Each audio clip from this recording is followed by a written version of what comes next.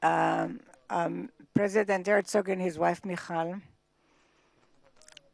and the great honorary guests, and headed by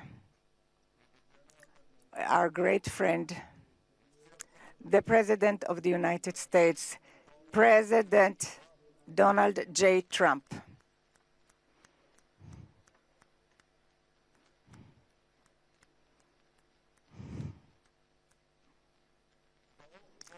Welcome to Jerusalem, our eternal capital. Welcome to Israel in this moving day, exciting day that will be inscribed in the history, on the annals of Israel. And you too, Mr. President, will be inscribed in the history of our nation. And you are already inscribed in the history of the world. And we remember our friends. We know your part, your important part, and the determined part of the return of the hostages in this day, when we were informed today, an hour ago, that all our live hostages returned back to us. What excitement.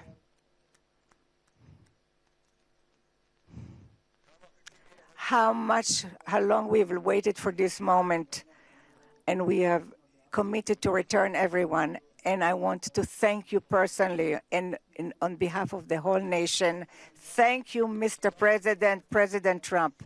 Thank you, Mr. President.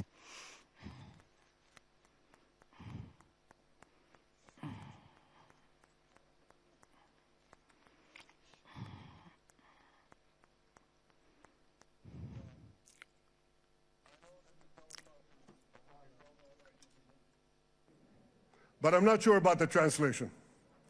So I'll say words in English.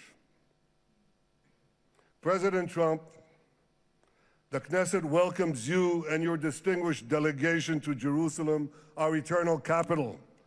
This is your first visit to Israel since you recognize Jerusalem as our capital and moved the embassy here. Thank you, President Trump, for that.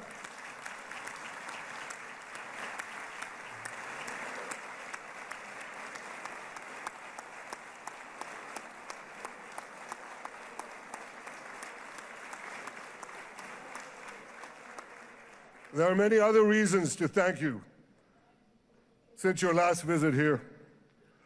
Thank you for recognizing Israeli sovereignty over the Golan Heights.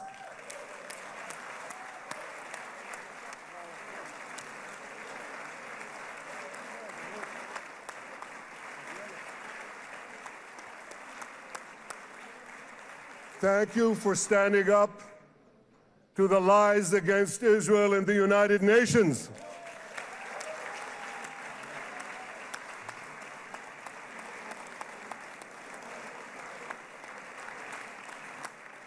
Thank you for recognizing in your 2020 peace plan our rights in Judea and Samaria, the ancestral homeland of the Jewish people.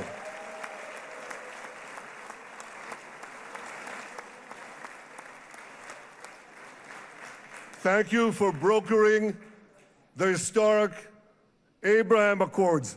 Abraham, Eskemei Avraham.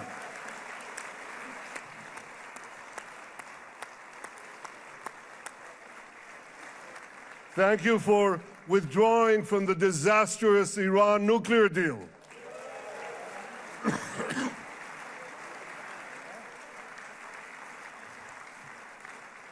Thank you for supporting Operation Rising Lion and for your bold decision to launch Operation Midnight Hammer.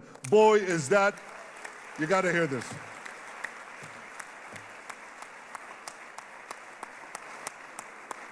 This is the most fitting name ever named for a military operation, because a little after midnight, you really hammered them.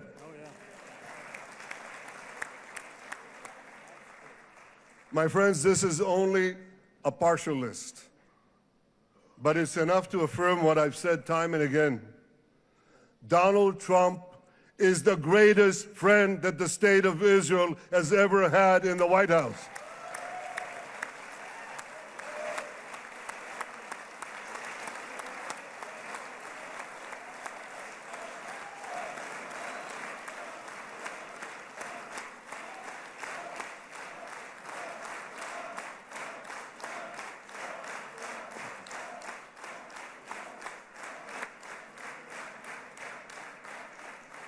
No American president has ever done more for Israel.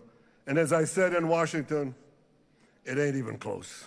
It's really not a match.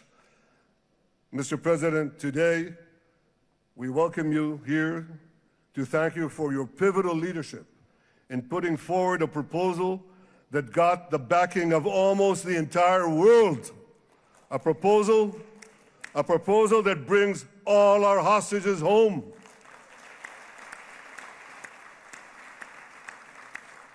A proposal that ends the war by achieving all our objectives. A proposal that opens the door to an historic expansion of peace in our region and beyond our region. Mr. President, you are committed to this peace. I am committed to this peace. And together, Mr. President, we will achieve this peace. We've done it before. We've done it before in the Abraham Accords, and we'll do it again. Mr. President, today the Jewish calendar marks the end of 2 years of war. That war began on October 7th, on the Jewish festival of Simchat Torah. You always tell me, and you tell the world, remember October 7th. Mr. President, we remember. We remember the thousands of Hamas terrorists who stormed into our towns and kibbutzim. We remember the 1,200 people Hamas savagely slaughtered in cold blood, including dozens and dozens of Americans. We remember entire families burnt alive as they embraced each other. We remember the beautiful young Israelis brutally gunned down at the Nova Music Festival. We remember the hundreds of our citizens who were dragged into the dungeons of Gaza, including 12 Americans, men and women, young and old, babies, and elderly Holocaust survivors. My friends, Mr. President, Donald, these monsters take babies as hostages. In response to this barbaric attack on October 7th, Israel did what it had to do. With indomitable courage, we set out to defend our people, to defeat our enemies, and to release our hostages. Our heroic soldiers fought like lions. They fought on the front lines of civilization and barbarism. Israel achieved amazing victories over Hamas and the entire Iran terror axis. Sinwar, Dev, Hania, Nasrallah, Assad, they're all gone.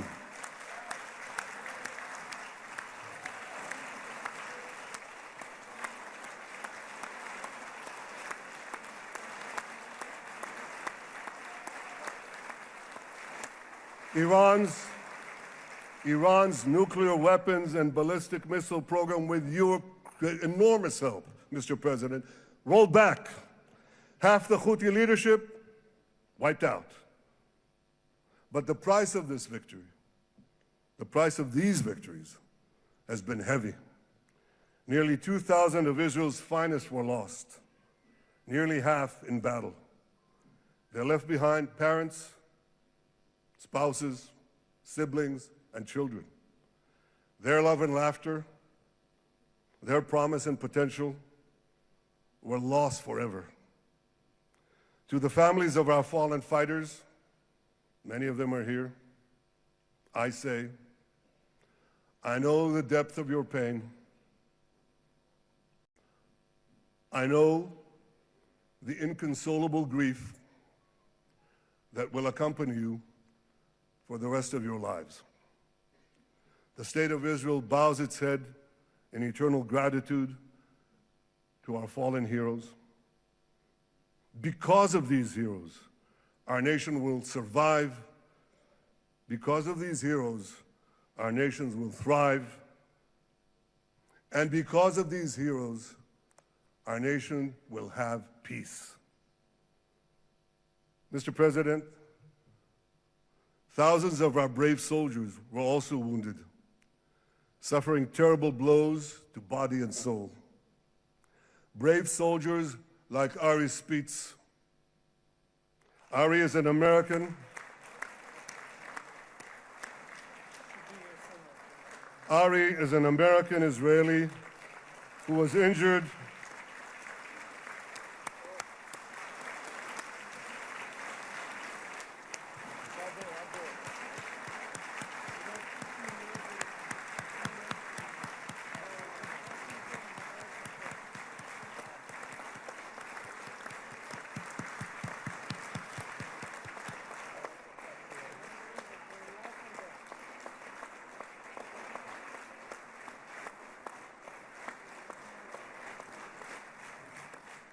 Ari is an American Israeli who was injured in Gaza while searching for Hamas terrorists and weapons. Two of Ari's comrades were killed in this action, and 10 were injured. Ari was presumed dead, but made a miraculous recovery despite losing 3 limbs. Ari, stand up for a minute alone. Stand up. There you go. There. Ari, you are the spirit of Joshua. You are the spirit of David. You are the spirit of the Maccabees. You are the spirit of Israel. I salute you. We all salute you.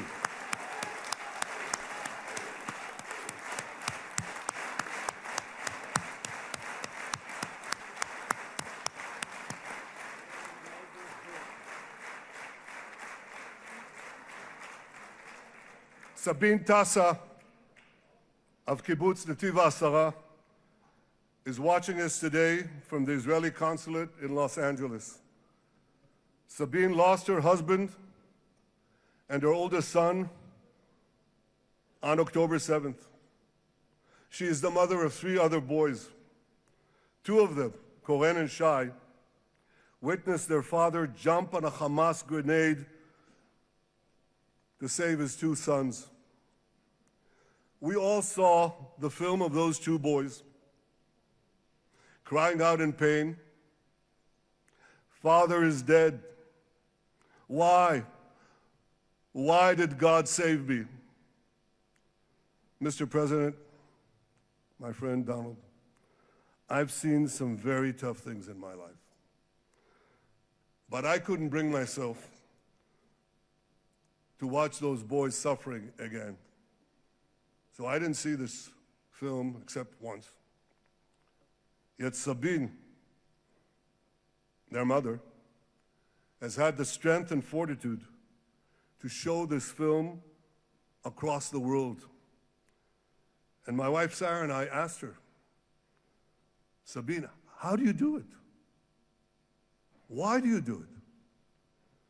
And she answered, "I do it to show the entire world the monsters Israel is fighting and the justice of our cause." This is what she's doing once again in Los Angeles. Sabine, you can hear me now, so I want to tell you on behalf of all of us, you embody the spirit of our biblical heroines, Deborah, Ruth, and Esther. You too are the spirit of Israel, and we all salute you.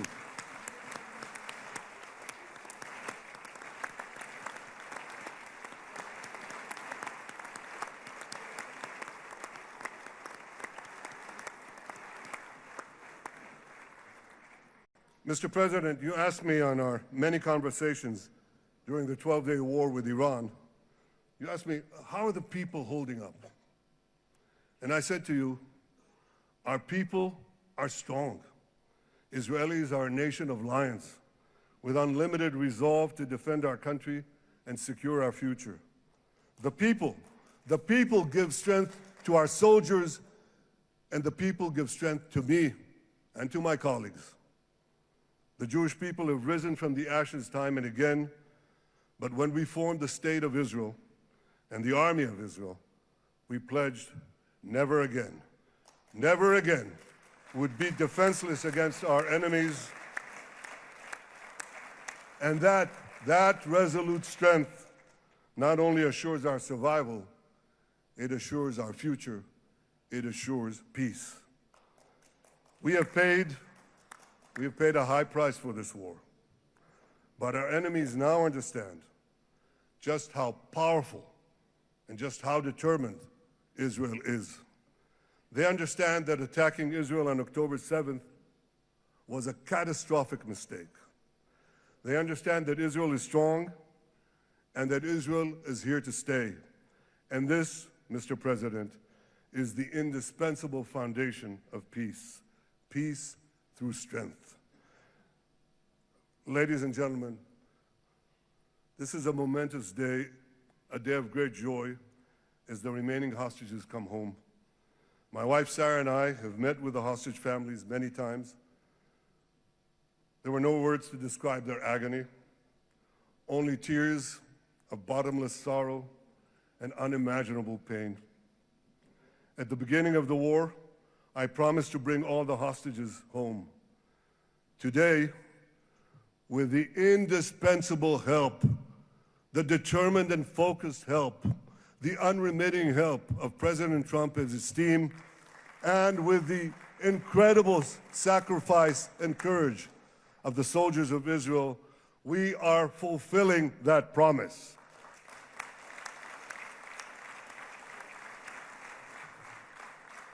It has been a long journey to get here. In the first week of the war, our brave soldiers put military pressure on Hamas, and the international community put diplomatic pressure on them. This enabled us to secure the release of over 100 hostages.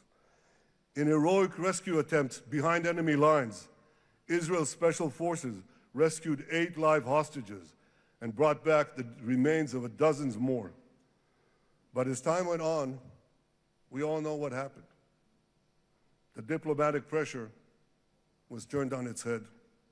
More and more governments bought into Hamas's false propaganda.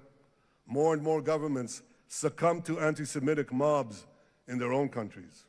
They just turned on Israel. They called for us to surrender to Hamas demands, just leave Gaza immediately, they said, end the war without committing to disarm Hamas, without committing to demilitarize Gaza.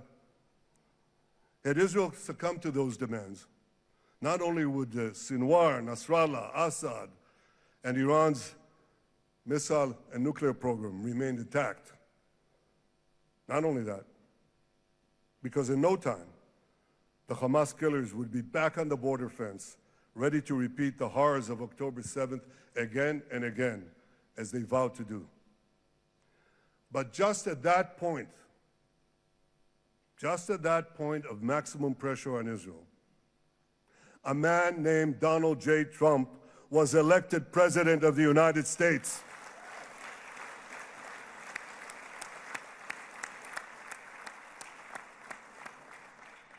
And ladies and gentlemen, overnight, everything changed. Everything. We felt it right here. Mr. President, thanks to your unequivocal backing of Israel, we secured a second hostage deal within weeks of your election. And in the months that followed, we worked closely together to forge a path to bring the remaining hostages home and end the war. End the war in a way that ensures the disarming of Hamas, the demilitarization of Gaza, and that Gaza would never again pose a threat to Israel. 2 months ago, you fully backed my decision to send the IDF into the last Hamas stronghold in Gaza City. You shared my view that this military pressure would help free the hostages. And despite all the criticism, all the naysayers, we were right. Hamas caved in. And 2 weeks ago, you succeeded in doing something miraculous. You succeeded in doing something that no one believed was possible. You brought most of the Arab world, you brought most of the world behind your proposal to free the hostages and end the war. I want to thank Steve Witkoff, Jared Kushner, and Ron Dermer for their great contribution to this effort.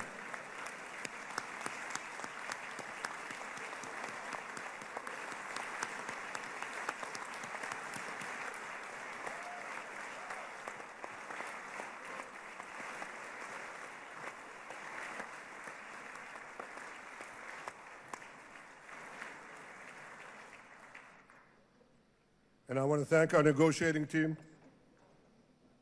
I believe that the close cooperation between the two of us, between our two nations, combining Israel's military pressure and President Trump's unmatched global leadership. I have to tell you, I've seen a lot of American presidents.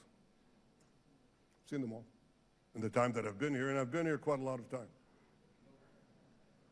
I've never seen anyone move the world so quickly, so decisively, so resolutely as our friend President Donald J. Trump.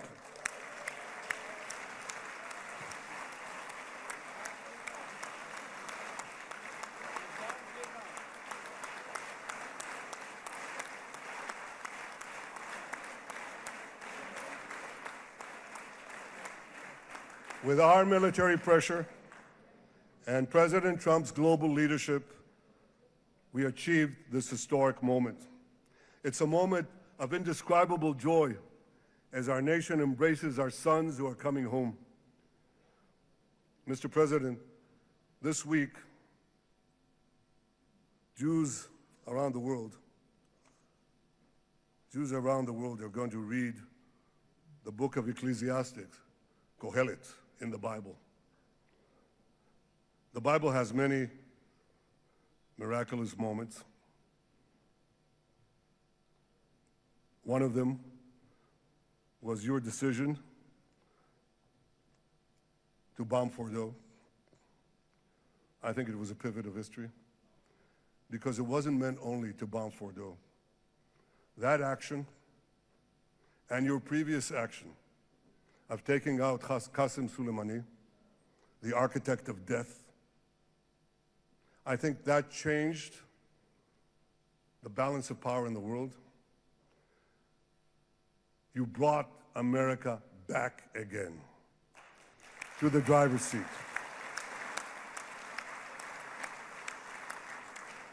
Now, I said that we're going to read this week the book of Ecclesiastes. It's not a book of action. It's a book of meditations, of thought, a perspective on life and on death. And in this book, we read the immortal words of King Solomon. To everything there is a season, and a time for every matter under heaven. Et milchama ve'et shalom. A time for peace and a time for war. The last 2 years have been a time of war. The coming years will hopefully be a time for peace.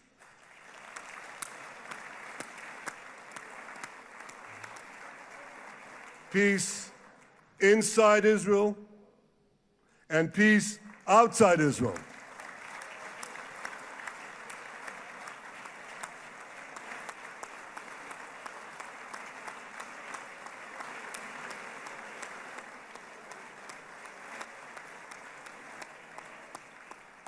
I look forward to continuing marching with you on the path we paved together with the Abraham Accords. Under your leadership, we can forge new peace treaties with Arab countries in the region and Muslim countries beyond the region. Abraham's children will work together to build a better future, a future that will unite civilization against barbarism, light against darkness, and hope against despair. And my friends, I believe that with President Trump's leadership, this will happen a lot faster than people think.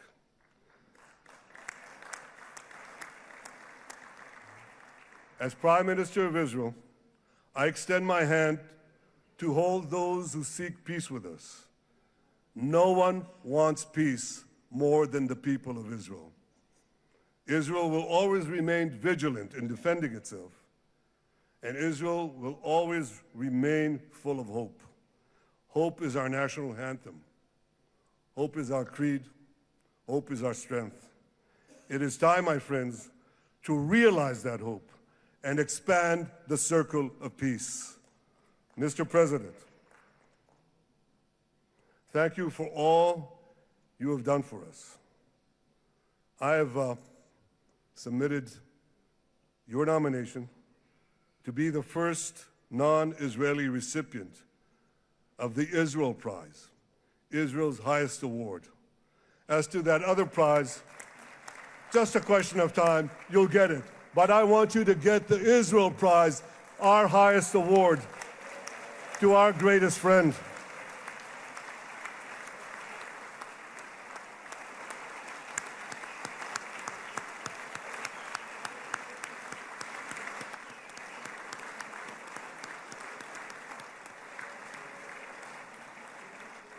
When others were weak, you were strong. When others were fearful, you were bold. When others abandoned us, you stood by our side. On behalf of the government and people of Israel, I thank you for your extraordinary friendship.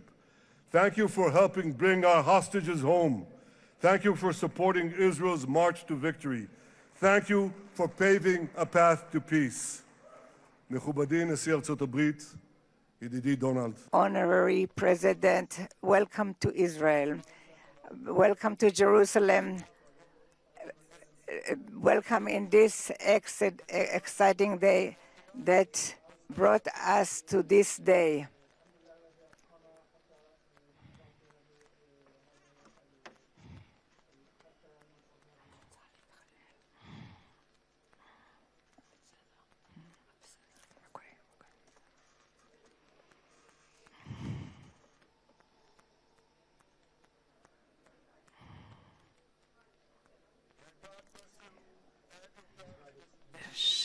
May God bless America, may God bless Israel, and may God bless the covenant between our two promised lands. Thank you, Mr. President.